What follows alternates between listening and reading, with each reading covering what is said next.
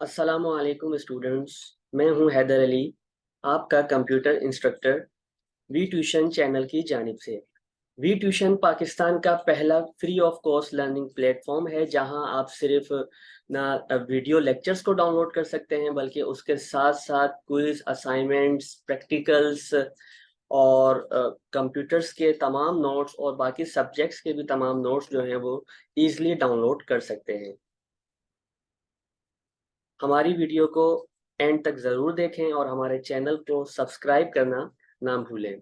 चलते हैं हम अपने नेक्स्ट लेक्चर की तरफ।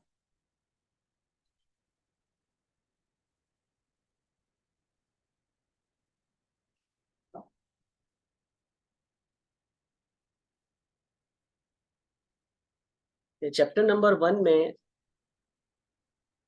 लेक्चर नंबर 3 हमारा है generations of programming languages and language translator.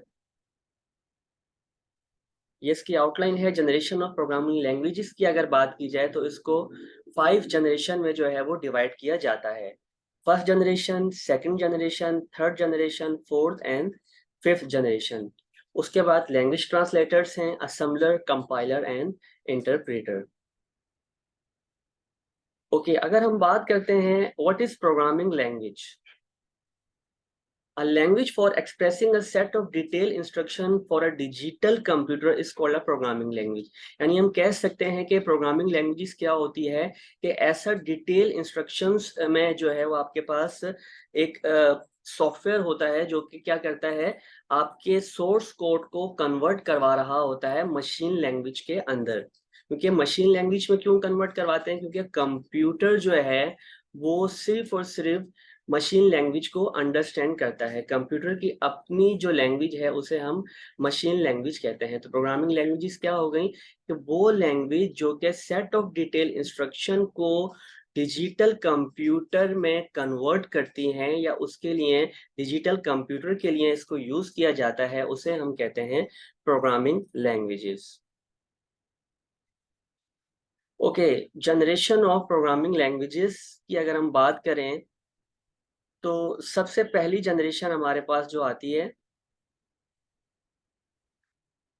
वो है मशीन लैंग्वेज। जैसे मैंने आपको बताया कि कंप्यूटर जो है वो सिर्फ मशीन लैंग्वेज को अंडरस्टैंड करता है, क्योंकि कंप्यूटर की अपनी लैंग्वेज जो है वो मशीन लैंग्वेज है। मशीन लैंग्वेज में आपको किसी भी कोड को जो है वो ट्रांसलेट करने की ज़रूरत नहीं पड़ती। विदाउट ट्रांसलेशन जो है वो मशीन लैंग्वेज जो है वो उसको कंप्यूटर की लैंग्वेज को अंडरस्टैंड करती है।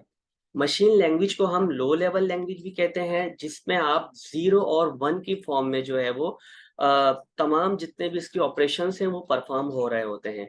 तो हम कह सकते हैं कि machine language is also called a binary number language. यानी कि बाइनरी नंबर लैंग्वेज से मतलब क्या है, 0 और 1 की फॉर्म में। 0 और 1 की फॉर्म में अगर कोई लैंग्वेज रिप्रेजेंट कर रही है तो वो कहलाएगी मशीन लैंग्वेज। और हर कंप्यूटर की अपनी जो है वो अलग अलग मशीन लैंग्वेज होती है। फॉर एग्जाम्पल यहाँ पे आप देख सकते हैं कि एक जो है वो बाइनरी नंबर दिया हुआ है 1100, 111, 000 और 111 could represent 13 bit machine language instruction. अगर आप इसको काउंट करें 0 और 1 को टोटल, तो ये आपके बन जाते हैं 13 बिट। तो यानी कि आप कह सकते हैं कि ये जो रिप्रेजेंट किया है 0 और 1 की फॉर्म में, ये टोटल आपका जो है वो 13 बिट जो है वो मशीन लैंग्वेज पर काम कर रहा होगा।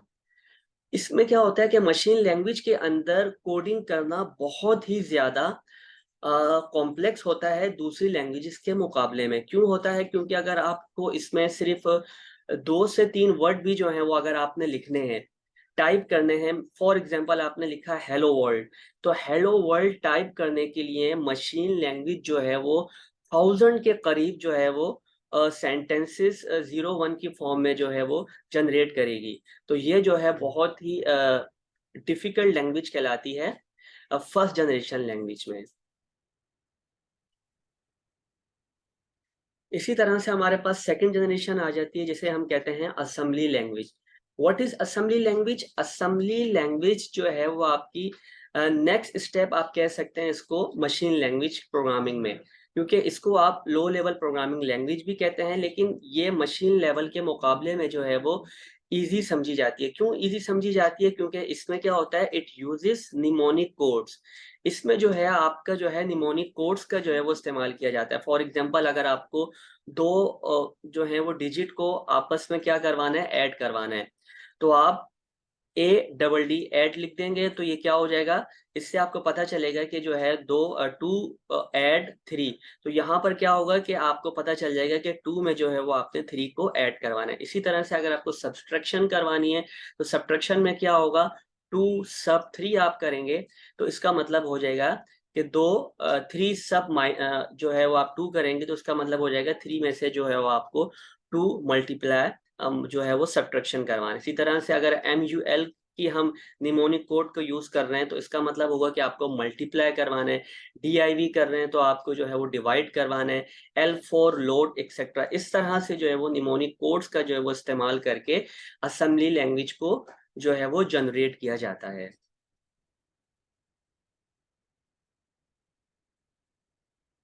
ओके, यहाँ पे हम बात करने जा रहे हैं third generation high level language.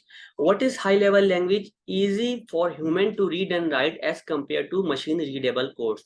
High level language में क्या होता है कि आप के इसमें जो है वो तमाम जितने भी कोड्स जो है वो टाइप किए जाते हैं वो बेसिक इंग्लिश में जो है वो टाइप किए जाते हैं। फॉर एग्जांपल, आपको कुछ राइट करना है तो आप राइट की कमांड लिखेंगे, ठीक है। इसी तरह से आपको कुछ जो है वो डिबग करना है तो आप डिबग की कमांड का जो है वो यूज करेंगे। इसी तरह से अगर आपको स्क्रीन को क्लियर करवाना है तो आप CLR का जो है वो यूज करेंगे। अलग अलग प्रोग्रामिंग लैंग्वेजेस में जो है वो इसको इस्तेमाल किया जाता है। तो हाई लेवल लैंग्वेज जो है वो एक ऐसी लैंग्वेज होती है जो कि इजिली स्टैंडेबल फॉर्म में जो है वो यूज की जाती है और इसको जो है वो कन्वर्ट करवाया जाता है फिर मशीन रीडेबल कोड्स के अंदर। हाई लेवल लैंग्वेज की अगर हम बात करते हैं तो ये 1950s के बाद से जो है वो हाई लेवल लैंग्वेज जो है वो स्टार्ट हुई। इसमें हमारे पास आ जाती हैं सबसे पहले एडा के नाम से, जो कि काउंटेस ऑफ लवलेस, ये जो है वो पहली प्रोग्रामर कहलाती हैं तो उन्होंने सबसे पहले जो है वो कंप्यूटर प्रोग्राम्स बनाया। उसके बाद आ जाता है basic beginners all purpose symbolic instruction code. ये भी एक जो है वो आपकी जो है वो हाई लेवल लैंग्वेज है जिसको आप जो है वो मल्टीप्लाई सब्ट्रैक्शन डिवाइड और सिंपल कैलकुलेशन के लिए जो है वो इसको यूज किया जाता था। इसी तरह से फोर्ट्रान, FORTRAN, फोर्ट्रान जो है वो फुल फॉर्म में आ जाता है फॉर्मूला ट्रांसलेशन। ये भी जो है वो अक्सर साइंटिस्ट जितने होते थे वो इसको इसमें प्रोग्रामिंग लैंग्वेजेस में जो है वो इसको यूज किया करते थे। इसी तरह से फिर सी लैंग्वेज है, पास्कल है। तो ये जो है आपकी 1950s के बाद से जो है वो हाई लेवल लैंग्वेज डिवेलप होना शुरू हुई। ओके, फिर हमारे पास आ जाती है fourth generation very high level language. इसमें क्या होता है, अच्छा ये 1970s के बाद से जो है वो डेवलप होना शुरू हुई। These languages more human friendly, अगर इसकी बात की जाए तो ये बहुत ही ज्यादा बेसिक इंग्लिश पर इस पर काम करके जो है वो ह्यूमन फ्रेंडली इसको बनाया गया है, ठीक है। और ये 1970s के बाद से अब तक जो है वो इस पर जो है वो काम हो रहा है। सबसे पहले यहाँ पे आप देख ले हैं कि PHP hyper text pre processor language है, पाइथन है, रूबी है, पर्ल है, practical extraction and reporting language, और एसक्यूएल स्ट्रक्चर क्यूरी लैंग्वेज। ये वो लैंग्वेज हैं जो कि 1970s के बाद से इस पर काम होता है और ये इसमें ज्यादातर जो है वो इंटरप्रीटर ट्रांसलेटर का जो है वो यूज किया जाता है। आगे हम पढ़ेंगे कि इंटरप्रीटर ट्रांसलेटर क्या होता है। ओके, फिफ्थ जनरेशन की अगर बात करें तो वो हमारे पास आ जाती है नेचुरल लैंग्वेज या artificial intelligence. It is use to automated system to solve the problems. इसमें क्या होता है कि आपके पास ऑटोमेटिक ऐसे सिस्टम्स बने होते हैं जो कि आपकी प्रॉब्लम्स को इजीली जो है वो सॉल्व करवा रहे होते हैं। फिर इसमें भी क्या होता है कि आपके पास अलग अलग लैंग्वेजेस आ जाती हैं, जैसे कि मरकरी है, OPS5 है, प्रोलॉग है, लैंग्वेज आर है, बिग डेटा सेट। ये सारी आर्टिफिशियल इंटेलिजेंस लैंग्वेजेस हैं जिन पर जो है वो काम करके आर्टिफिशियल इंटेलिजेंस के जितने सॉफ्टवेयर्स हैं, रोबोटिक सॉफ्टवेयर्स हैं, वो बनाए जाते हैं। और ज्यादातर इसमें जो काम हो रहा है वो बिग डेटा सेट पर और प्रोलॉग लैंग्वेज आर पर जो है वो बहुत ज्यादा जो है वो अब भी काम किया जा रहा है।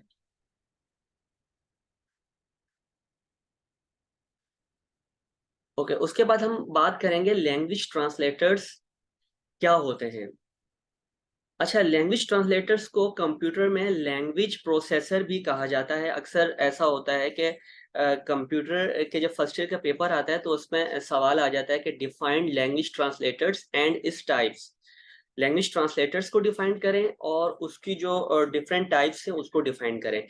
या कभी कभी इस तरह से भी सवाल क्वेश्चन जो है वो आपके पेपर में आते हैं कि defined language processor and its types. तो अगर इस तरह से भी सवाल आता है लैंग्वेज प्रोसेसर, तब भी आपने जो है वो लैंग्वेज ट्रांसलेटर्स को ही डिफाइन करना है।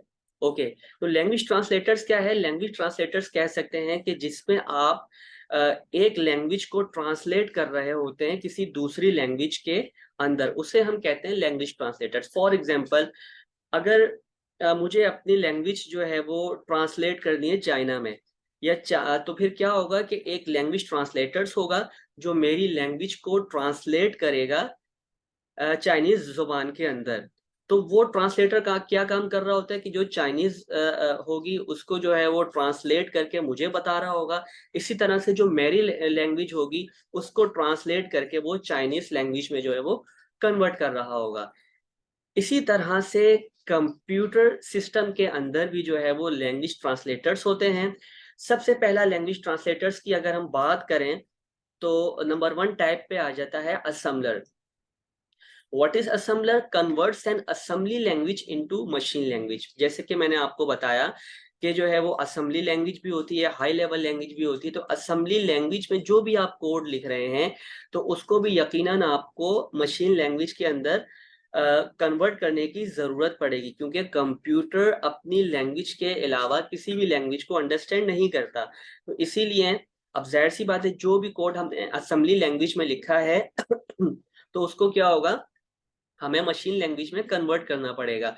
तो मशीन लैंग्वेज में कन्वर्ट करने के लिए असेंबली लैंग्वेज को जब हमें ज़रूरत पड़ती है तो उसे हम कहते हैं असेंबलर।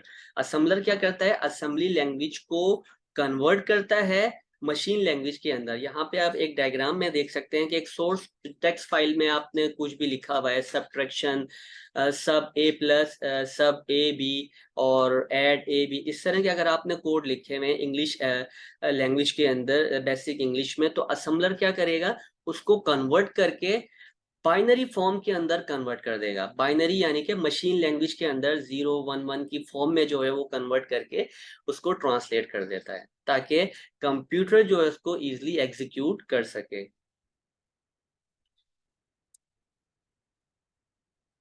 ओके, नेक्स्ट टाइप में हम बात करते हैं compilation. What is compilation? Process of converting source code into machine code. इसमें क्या होता है, कंपाइलर क्या कर रहा होता है, जितने भी आपके हाई लेवल लैंग्वेजेस है, यहाँ पे आप डायग्राम्स में इसमें देख सकते हैं कि लिखा हुआ है converts high level language source code into machine language object code. High level language में यानी कि जो भी आपकी बेसिक इंग्लिश वर्डिंग्स के अंदर जो प्रोग्राम्स लिखे जाते हैं उसे कहा जाता है हाई लेवल लैंग्वेज, और उसे आप सोर्स कोड भी कहते हैं। तो वो क्या करेगा कि कंपाइलर क्या करता है, उसको कन्वर्ट करवा देता है मशीन लैंग्वेज के अंदर। मशीन लैंग्वेज यानी कि जिसको आप ऑब्जेक्ट कोड भी कहते हैं, जो कि 0 और 1 की फॉर्म में होता है। अच्छा, इसमें क्या होगा कि मेक ऑब्जेक्ट फाइल, कंपाइलर जो है जब अपने प्रोग्राम को कंपाइल करता है तो वो एक ऑब्जेक्ट फाइल बना देता है। ऑब्जेक्ट फाइल क्या होता है? जिसके अंदर 0 और 1 की फॉर्म में जो है एक फाइल क्रिएट हो जाती है, ताकि आप उसको बाद में जो है वो यूज कर सकें। इसी तरह से अगर लैंग्वेजेस की बात की जाए तो लैंग्वेज में आप देख सकते हैं कि कंपाइलर में जो है वो सी के अंदर भी आप कंपाइलर का इस्तेमाल करते हैं, सी प्लस प्लस है, जावा है, इनके अंदर भी जो है वो कंपाइलर का इस्तेमाल किया जाता है। कंपाइलर क्या करता है? Compile whole program at once, एक ही मर्तबा में जो है जितने भी इसकी कोडिंग लिखी होगी, 1 लाइन में है, 2 लाइन्स में है, या 10 लाइन की आपने कोडिंग की है, तो वो उस पूरी कोडिंग को एक ही मर्तबा कंपाइल करके उसका जो है वो आउटपुट दिखा देता है। और कंपाइलर की अगर बात की जाए तो फास्टर देन इंटरप्रीटर, इंटरप्रीटर के मुकाबले में कंपाइलर जो है वो फास्टर माना जाता है। क्यों माना जाता है? क्योंकि ये पूरे प्रोग्राम को एक ही वक्त में कंपाइल करके उसका आउटपुट जो है वो शो करवा देता है। यहाँ पे आप डायग्राम में जो है वो देख सकते हैं कंपाइलर क्या काम करेगा, जैसे आप देखें यहाँ पे लिखा है इंट मैन, इंट नम, इन काउंट, वाइल, और ये एक पूरा प्रोग्राम बना हुआ है। तो कंपाइलर क्या करेगा, इस पूरे प्रोग्राम को जो है वो एक ही वक्त में एक ही साथ कंपाइल करके उसका आउटपुट जो है वो हमें दे देता है। तो इसीलिए जो है इसको फास्टर माना जाता है as compare to interpreter. Okay, उसके बाद हम बात करेंगे व्हाट इज इंटरप्रेटर। इंटरप्रेटर क्या होता है और ये किस काम आता है। Interpreter converts high level language into machine language. अच्छा, जैसे आपने देखा कि कंपाइलर भी जो है वो हाई लेवल लैंग्वेज को कन्वर्ट करता है किसमें, मशीन लैंग्वेज के अंदर। तो इसी तरह से इंटरप्रेटर भी जो है वो हाई लेवल लैंग्वेज को मशीन लैंग्वेज में कन्वर्ट कर रहा होता है। लेकिन दोनों में डिफरेंस क्या है, कंपाइलर क्या कर रहा होता है, एक ऑब्जेक्ट फाइल बना देता है जिसको आप बाद में जो है वो इजीली यूज कर सकते हैं। एक मशीन लेवल की जो है वो 0 और 1 की फॉर्म में एक ऑब्जेक्ट फाइल क्रिएट करता है, जबकि इंटरप्रेटर जो है वो no make any object file. Interpreter कोई ऑब्जेक्ट फाइल नहीं बनाता, और इसमें क्या होता है, translate only one program at a time. जैसे कि आपने पहले वाली कोडिंग में देखा था कि एक पूरा एक प्रोग्राम लिखा हुआ था, कंपाइलर क्या कर रहा था कि पूरे कोडिंग को एक ही साथ कंपाइल करके उसका आउटपुट कंप्यूटर की स्क्रीन पर शो करवा देता है। लेकिन इंटरप्रीटर क्या करता है, एक एक स्टेटमेंट को एट अ टाइम जो है वो ट्रांसलेट करता है। पहले एक स्टेटमेंट को जो है वो ट्रांसलेट करके उसका रिजल्ट देगा, फिर सेकंड स्टेटमेंट पे आएगा, फिर उसको ट्रांसलेट करके उसका रिजल्ट देगा। इसी तरह से थर्ड स्टेटमेंट पे आके उसको ट्रांसलेट करके उसका जो है वो रिजल्ट देगा। तो ये जो है आप कह सकते हैं कि इंटरप्रीटर स्लोअर देन कंपाइलर। अगर इंटरप्रेटर की बात की जाए तो ये कंपाइलर के मुकाबले में स्लोअर समझा जाता है। क्यों? क्योंकि ये एक ही स्टेटमेंट को पूरा, अगर आपके पास कोड लिखा हुआ है तो एक एक लाइन को एक एक जो है वो एट अ टाइम जो है वो ओनली वन स्टेटमेंट को एक टाइम जो है वो ट्रांसलेट कर रहा होता है, पूरे प्रोग्राम को एक ही वक्त में ट्रांसलेट करके हमें आउटपुट नहीं देता। अगर लैंग्वेजेस की बात की जाए तो इसमें जावा स्क्रिप्ट है, पाइथन, रूबी एक्सेट्रा, ये सारी वो लैंग्वेजेस हैं जिसमें जो है वो इंटरप्रेटर का इस्तेमाल किया जाता है। तो यहाँ पे आपको फर्क समझ में आ गया होगा, कंपाइलर में क्या हमने जो है वो किस काम आता है कि वो एक ऑब्जेक्ट फाइल बनाता है, इंटरप्रेटर ऑब्जेक्ट फाइल नहीं बनाता। कंपाइलर पूरे प्रोग्राम को ट्रांसलेट करके एक ही मर्तबा पूरे प्रोग्राम को ट्रांसलेट करके उसका जो है वो हमें आउटपुट दे देता है, जबकि इंटरप्रेटर एक एक स्टेटमेंट को एक एक जो है वो लाइन वाइज जो है वो ट्रांसलेट करके हमें उसका आउटपुट दे रहा होता है। कंपाइलर जो है वो इंटरप्रेटर के मुकाबले में फास्टर समझा जाता है, जबकि इंटरप्रेटर कंपाइलर के मुकाबले में स्लोअर समझा जाता है। क्यों? क्योंकि वो एक एक स्टेटमेंट को एक एक लाइन वाइज जो है वो ट्रांसलेट कर रहा होता है। ये थी हमारी आज की वीडियो। मिलते हैं नेक्स्ट वीडियो में।